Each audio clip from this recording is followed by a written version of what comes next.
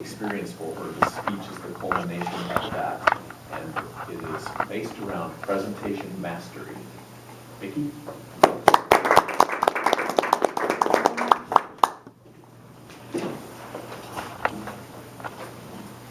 Fellow Toastmasters, my Toastmaster journey has been comprised of many ups and downs.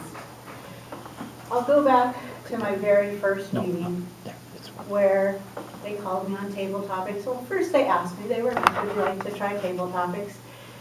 And I said, sure. And they gave me my question, and I got up there, and I probably spoke about 27 seconds and probably had about 25 ums and ahs. It was a disaster. But I knew that Toastmasters was going to give me the edge that I needed.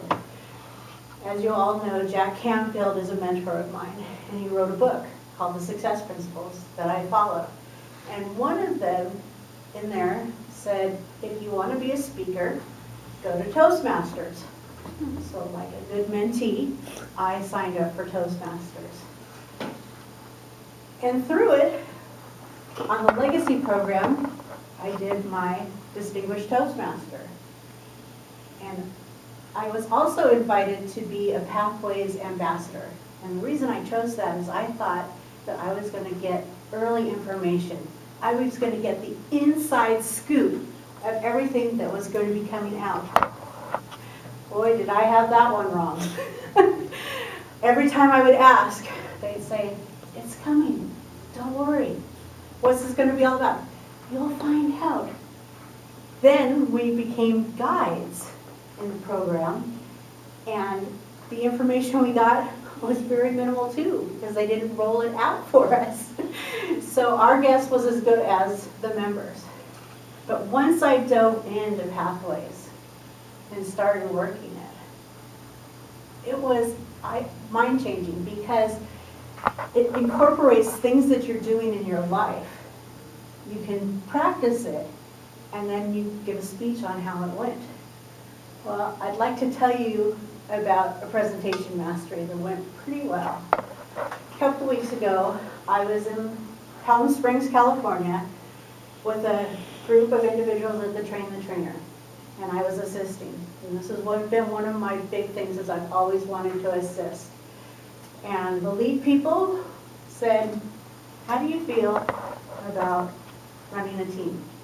And what that means is that they break everybody up, and they have to work together to build a presentation, and they had to figure this out.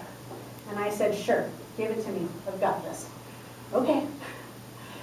So we got into our groups, and I told my group, you were meant to be in this group. It's just supposed to be, and you guys are going to kill it. So they got their topics and started working on it. The next day, they have to do a dry run so that the leads can see what they're planning on doing, and we can give them guidance and tips and so forth. We can't tell them how to do it, but we can give them tips. And that's where Toastmasters came in, because I was able to give them some tips. One of them was that if you have an exercise that has instructions, write each instruction on an index card, and only one. That way you know if you've given that instruction. The next one was, if you're going to read a meditation, you can read the script because everybody has their eyes closed. And then they had 55 minutes, and there was 5 of them. So you figure that's 11 minutes, but they have to have the transition time, and they have to have the audience participation time. So I told each of them, make sure that you have a solid 9 minutes, but you know how to expand or contract so that you can fill up your time. So the big moment came. 5 to 7. There were 11 groups that had to go. My group was number 8. They were on the second day, the very last slot. So 4 teams had already gone before them. They were in the last slot. They were supposed to go on stage at 4:40. At about 5:30, they come up to me and said, does your group have an energizer? I said, yeah, it comes pretty quick. Great, we're going to let them go on. 7 minutes, I hit 5:45, they hit the stage. 5 minutes, turn the green. And when they started, they were just rocking it. Their energizer got everybody moving. It was a wonderful presentation. And I could tell that they were doing what they had been coached on because they were looking at the timer.